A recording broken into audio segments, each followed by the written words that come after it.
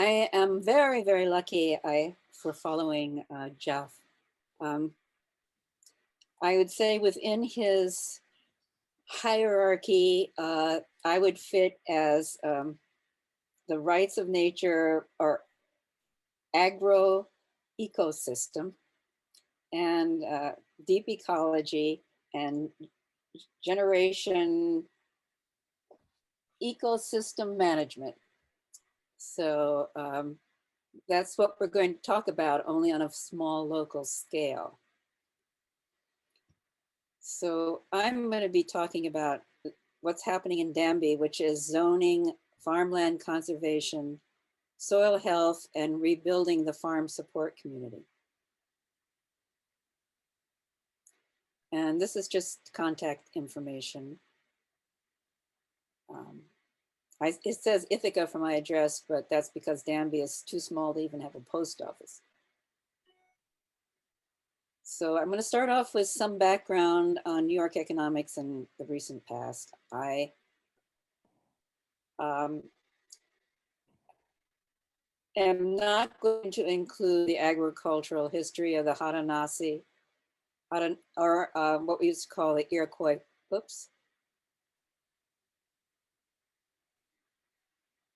Confederacy, though they still have a presence in New York.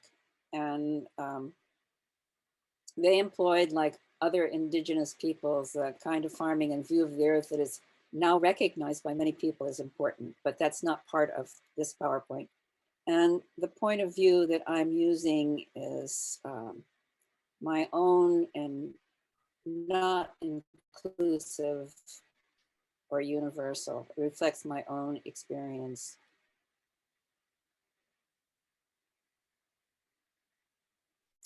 So this is the New York State economy. It is the third largest economy in the United States after Texas and California. It's so large that it's bigger than most countries. And it's now 15th or 16th largest economy in the world. It used to be third. And if you look at that little pie chart of all the different industries in New York, you don't even see agriculture.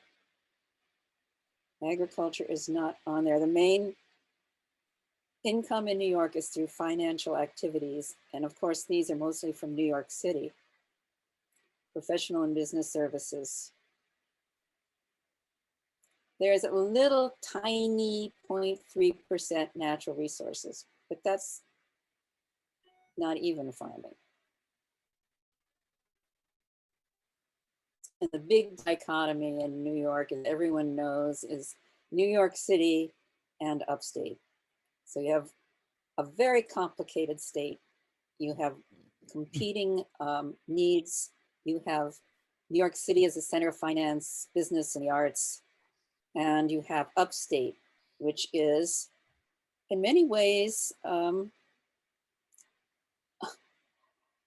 so developed. It's when I first moved to upstate New York, there was really poverty that I saw around me. A lot of business industry had moved countries, lost a lot of wealth and vitality. Rochester, Syracuse, Binghamton are the major cities in upstate New York. And each of them had its signature business, which is no longer there.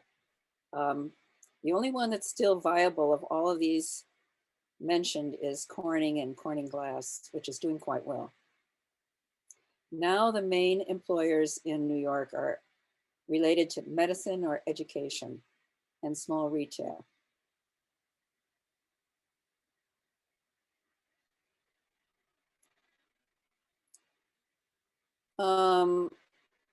I'm mentioning the Erie Canal as an important point because in many ways it was upstate's New York high point.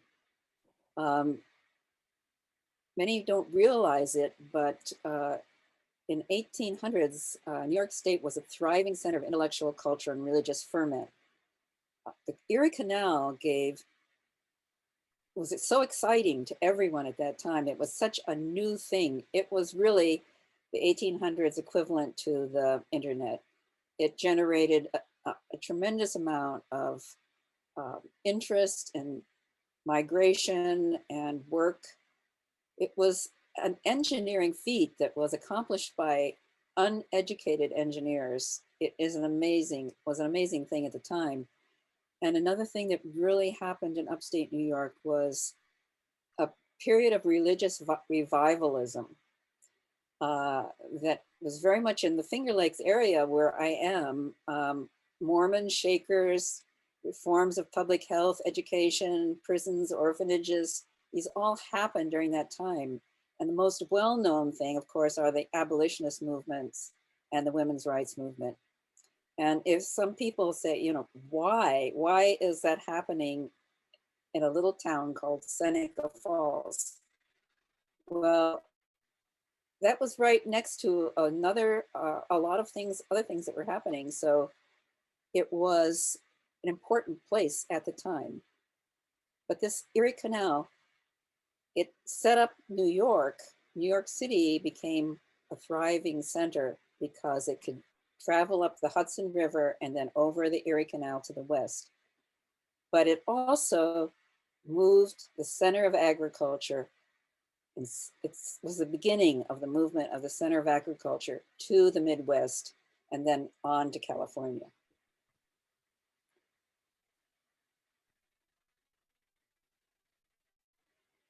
So the current agriculture in New York represents only 1.2% of the total GDP. New York generated around 5 billion in agricultural cash receipts. But one very important thing about agriculture in New York is it's very visible. You can see it, and people really like the aesthetics of agriculture in New York. So a lot of money that is in agriculture is respent within the local economy. So it's important in that way, and it's important in many ways that are kind of invisible. Even though the income from New York's agriculture is very low, it's still, you wouldn't think that such an urban area when you think of New York City, but it's still first in yogurt, cottage cheese, sour cream. It was a dairy state after all. Apple orchards are everywhere around the Finger Lakes, and also becoming cideries, value added. Maple syrup is another big thing. Dairy cows are still there. Grapes and wineries, corn silage, and some other kinds of vegetables and fruits. This is a quick agricultural snapshot of New York State. Farms are mostly family owned in New York State. New York State is not like the Midwest with huge fields. It has a lot of valleys. There's some wide scopes of farming more in the northern part of New York, but it doesn't have Midwest type of fields. So the average farm size is smaller. Here it says it's 205 acres. It does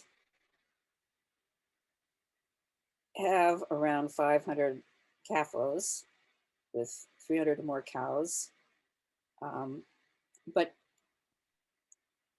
you don't see them, at least around where we are. It's mainly smaller farms. Those are more in more class 1 soil areas. Danby is on the edge of the Appalachians, and it's still got hills and valleys and small scale. The amount of people and jobs is not dramatically high. I mean, this is New York. You wouldn't, it doesn't really employ and supply that many jobs, but it's still very much, these statistics don't include the people who are employed in the municipal sector and in the state sector and in the county sector and in the educational sector, who are all dealing with agriculture in New York.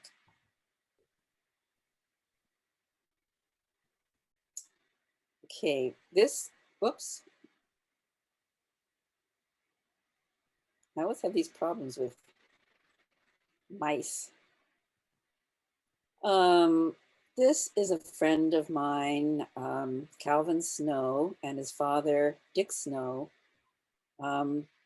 We met them in 1976 when we moved to Caroline, which is Danby's sister municipality.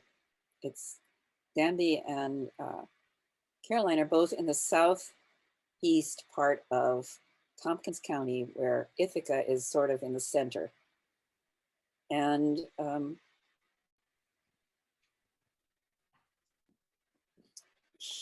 let's see, I interviewed Calvin a while back when I was writing up, working on the book for Regenerative Agriculture that our COD is working on, Judy Lum, Carol Barta, and David, who recently died COVID in Kenya. I am the one who gave the presentation in last year on regenerative agriculture. And so I was doing a lot of research on just why it was important to have regenerative agriculture, and working with the history of the factory farm and the corporate transnational agriculture under global destructive of small farming in many places. Excuse me, Elizabeth, I'm sorry to break in, but yeah, we're losing your audio. If you can turn your video off and we'll still see your slides, and I think your audio will improve. It also will help if others turn their video off, because it's all shared. I don't think that matters, actually. Okay, I heard that. Okay. I think it's her internet that's the problem. Okay, go ahead and try that, Elizabeth. We can still see your slides and we'll hope to be able to hear you. Okay, can you hear me better? Absolutely. Can you hear me better? Yes. Oh, good. All right. Calvin and his father rented the fields on this land we bought. We were back to the landers, built a house that took forever. And we got to know the family pretty well. His grandfather had, Dick Snow's father, had been town supervisor in Caroline, and he was an interesting person. He'd been interested in photography when it was just starting out. His brother had worked for IBM, which was born in Binghamton, not far from Danby. Calvin's grandfather 3,000 chickens, hogs, and horses. And his father, Dick, had 40 cows, 3,000 chickens that decreased to a family flock over the years, and the last horses that were left in the middle 40s.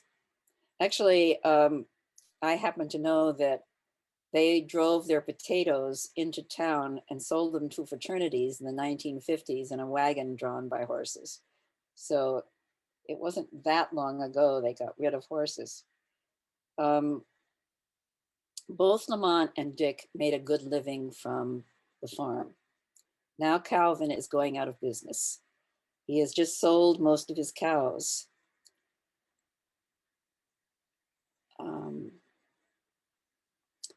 He's told me there was 150 farms in Danby and Caroline, and now there's just a few left. There's about one farm in Danby, one old-fashioned farm that is fields and cows and the large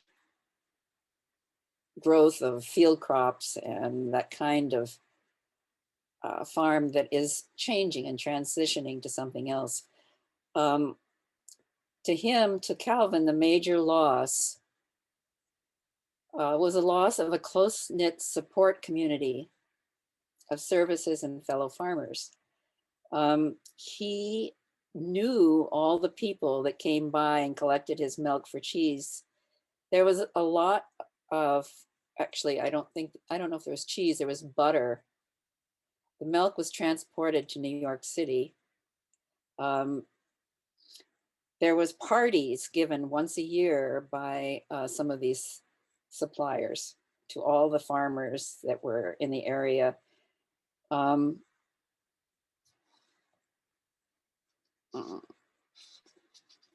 They just was an extended family and friends. There was the local creamery, the local butcher, the local farmers cooperative, and all of this is gone.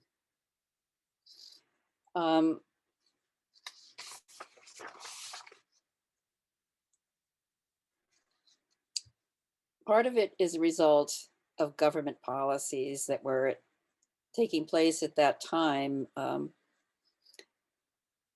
Earl Butz was saying, get big or get out. Reagan, there was a farm crisis during Reagan's time in office that was almost as bad as the Depression for farmers. So there was a constant decrease of farmers.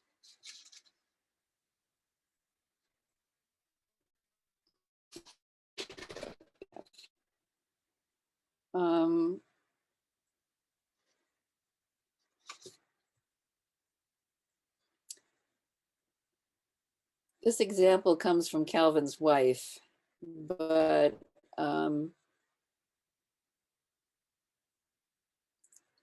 he felt there was a similarity in farming to unwaged labor of housework, which is a gendered economic oppression. But farming is also not compensated accurately. And so it's work that's not acknowledged and paid correctly, and neither is its contribution to the aesthetic we all benefit from.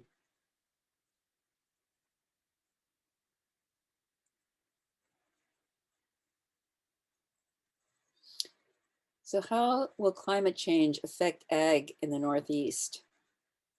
It's pretty obvious that the West is not going to be able to support the kind of agriculture that's been supported in the past with the droughts, the fires, the lack of water. And here we are in New York.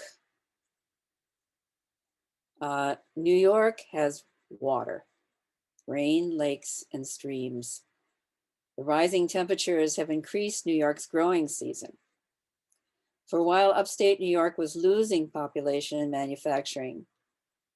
And though farms have definitely been lost, the farmland is still available. New York has an infrastructure of farming support and protection. New York is progressive.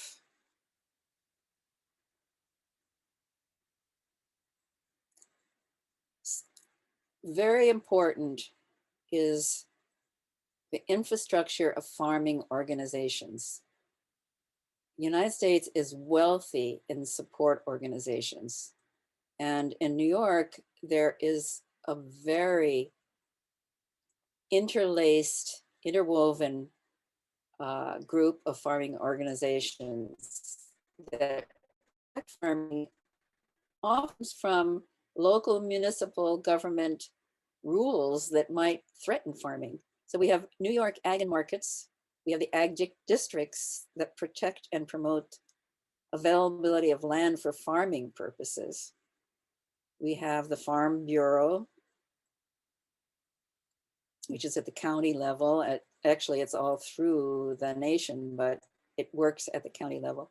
We have a cooperative extension, largely based on, in New York, on Cornell's research and extending it to the people who use it in a practical way. We have in Cornell a small farms program that encourages the kind of farming that would be done in a scale of small farms. We have amazing organization. It's a national organization. I think it's actually an international organization, but it shows up in our local community as an incubator, and it is protecting justice and equity and regenerative agriculture. And we have, of course, the organic organization of New York, NOFA. And we have FarmNet, which helps with financial management and social issues. And it goes on and on. So we have this great wealth of these organizations. We also just recently had an at the state level recognition of the importance of healthy soils in New York. This is passed down through those organizations by means of Ag and Markets. And Ag and Markets puts those bills into a working methodology for recommendations to soil and water and other farming groups. So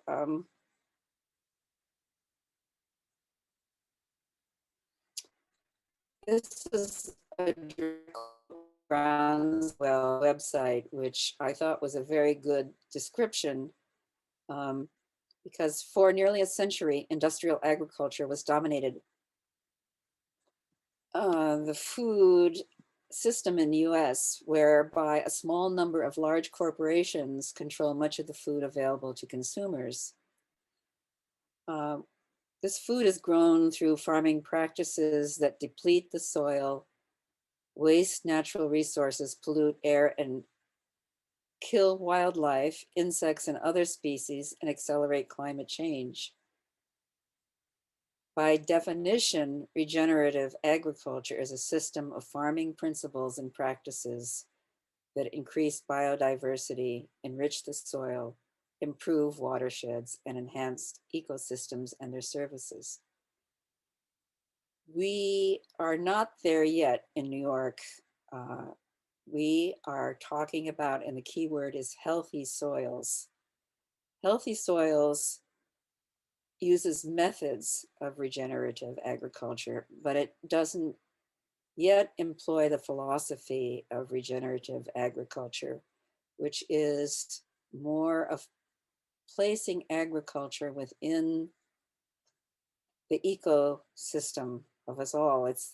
It's more of a philosophical paradigm change, but we're getting there because the healthy system, healthy soils, is getting the methods established. They're using no-till, they're using cover crops, they're using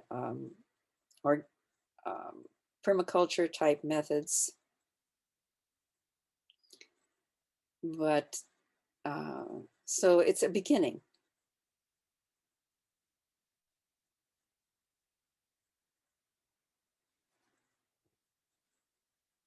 I've lost my mouse. There it is.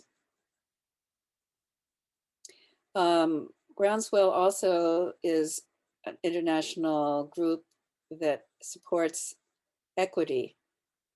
And we want to acknowledge that's really a part of regenerative agriculture, is acknowledging that to people who were mocked when the first settlers came, that they didn't know how to do agriculture. it is a circle that is circling back.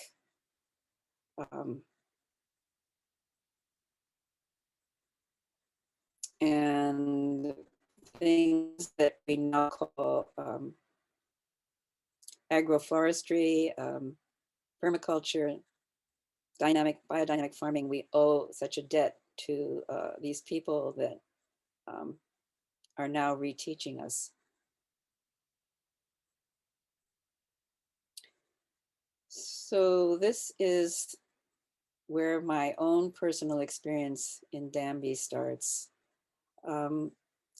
We are being pressured by development, just like many other rural communities in the state and in other states, I'm sure.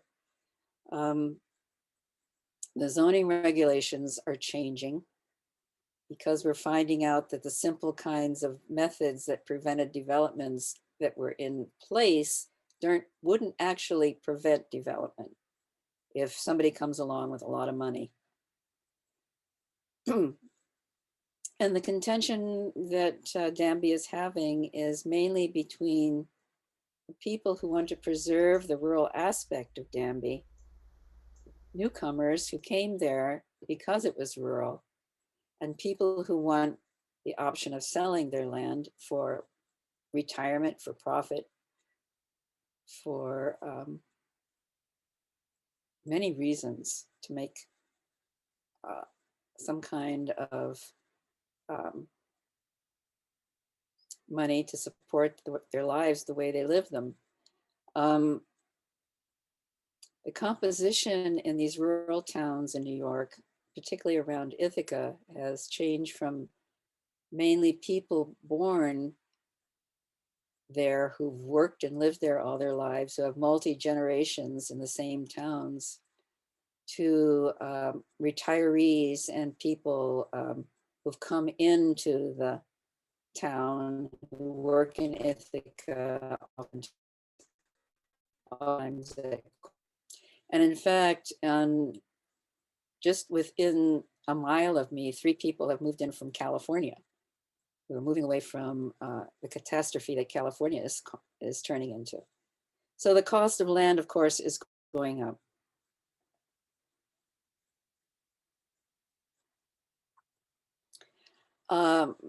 Though in the zoning discussion, though open fields are everywhere in Danby, the farmers are invisible or being ignored. Much of the open space in Danby is the result of many old fields being kept brush hogged and mowed by former farmers with tractors who now sell it to provide fiber and hay to the animals and larger CAFOs in better farming areas north of us. So farmers didn't have really a large presence in Danby that was noticed by people who were doing the zoning. So a couple of us started getting in touch with all the people who are interested in farming, who garden, who are homesteaders. The purpose of the Ag Working Group was to amplify their voices. And we wanted to demonstrate how farming and agriculture are really a very necessary component for maintaining rural characters of these towns. And how the special needs of farming, especially farming in transition, needs to be considered. We didn't want, we want to have an economic work part of a rural economy that farming provides, and we don't want that eliminated. Here are some small farms in Danby. This actually had cows here until just recently. This one is blueberries and orchards over to the left you can't see. This one is in West Danby, it's nuts and orchards. I just thought you might want to place me in Danby. This is a house that my husband built. It was all built by us. It was, thank you, Margaret. It was the second house we built for our own family. The first one was in Caroline, where we built our first house, which took about 9 years. This also contains chickens and a very large vegetable and fruit garden. It's 10 acres.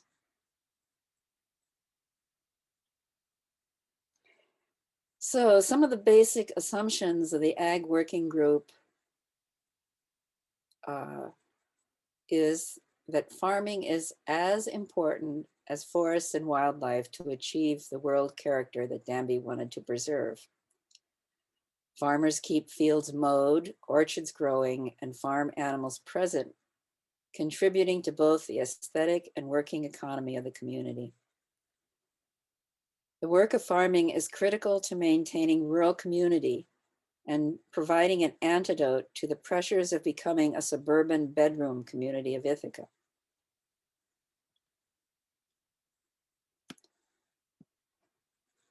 Farming, the economic viability of startup farms. I'm having to move the little gallery picture that's showing up on my screen, which I can't move off the screen here.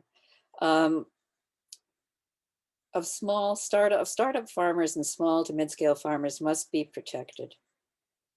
Danby is very unlikely to revert to large-scale farming. The retirement needs of farmers to sell their land should be considered. And oftentimes this is a problem because they, of course, sell them to developers. So part of a way to avoid this is different programs that are in place to buy out development rights. The startup needs of new farmers should be considered.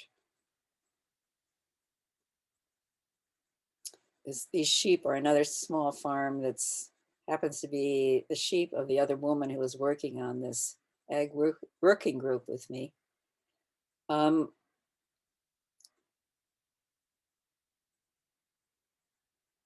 major accomplishment, I think I missed, did I miss the slide? Hold on. Basic assumptions continued. There are radical and rapid changes in farming scale, type, and profitability that are to be expected. Changes in technology and climate change.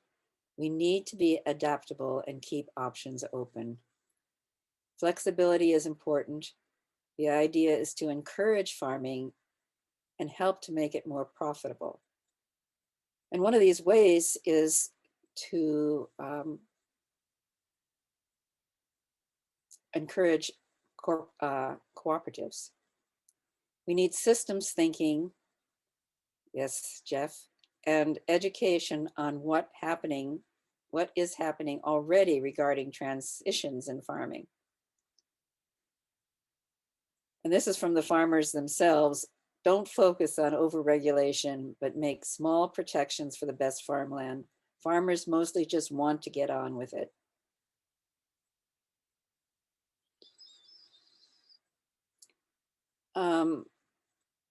Whoops.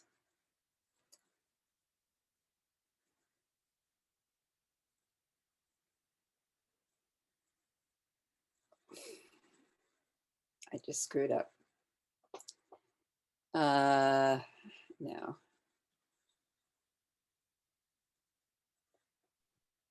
Elizabeth, are you done sharing your screen? No, I'm not. Just turn that off. Oh, okay. I'm not. And I'm trying to get back to the very ending.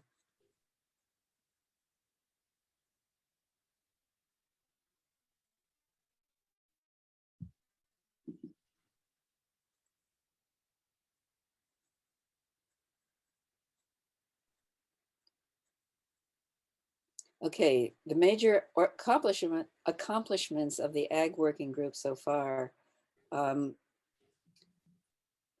for ongoing planning decisions, one of the most important things we did was to have them recognize that the small farming that now exists requires value added in the mix.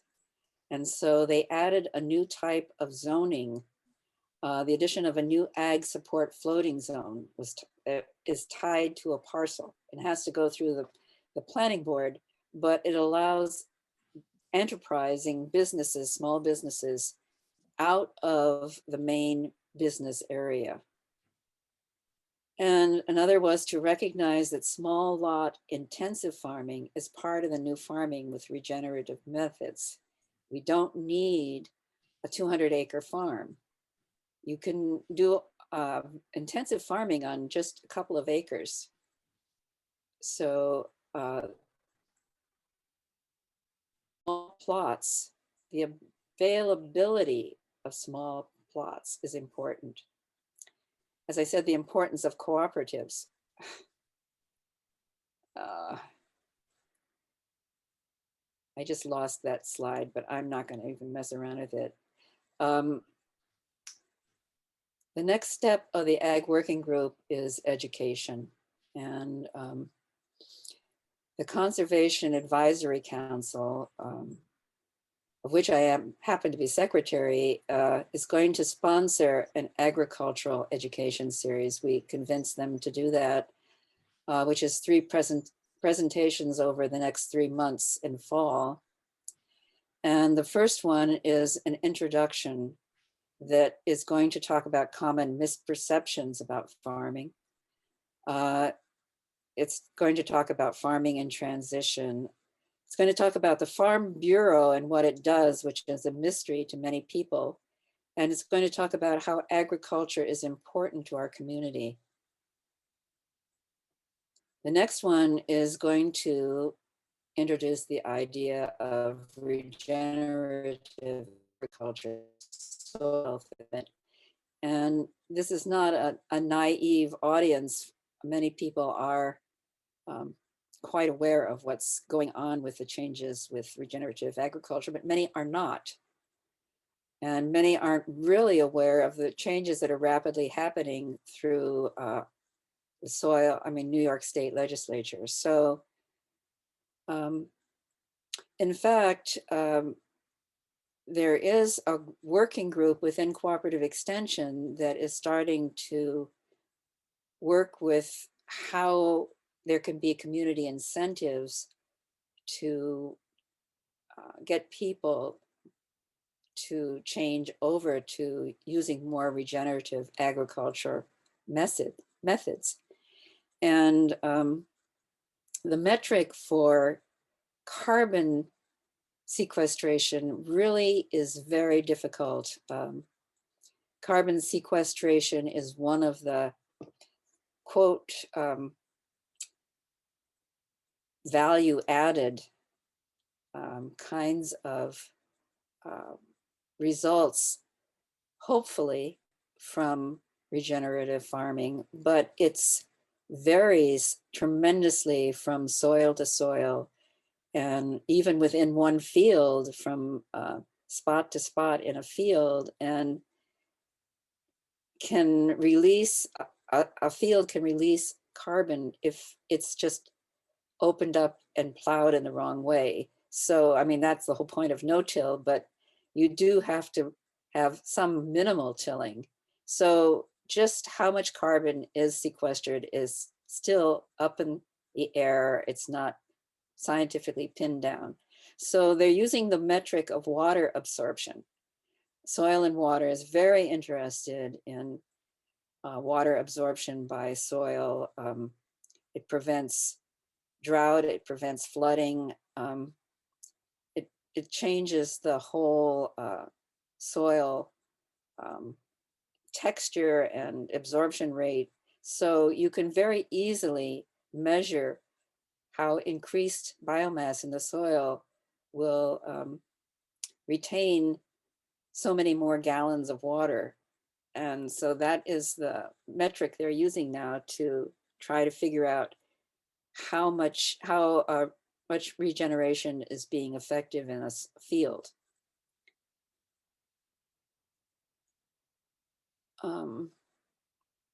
So the last presentation is on preserving farmland and transitioning it to new farmers. And there are groups very interested in doing this in New York. Also very interested in preserving farmland because, as we said before, there's no real knowledge of what the future brings, technological change, climate change. We have to just hold it, the farmland in trust until the future presents itself. And so rather than have it developed and built over and become inaccessible, there's many attempts within New York State to keep it in conservation easements and purchase development rights. And so these are different methods that are offered by these organizations and the county itself. So, thank you for your attention, and thank you for being here.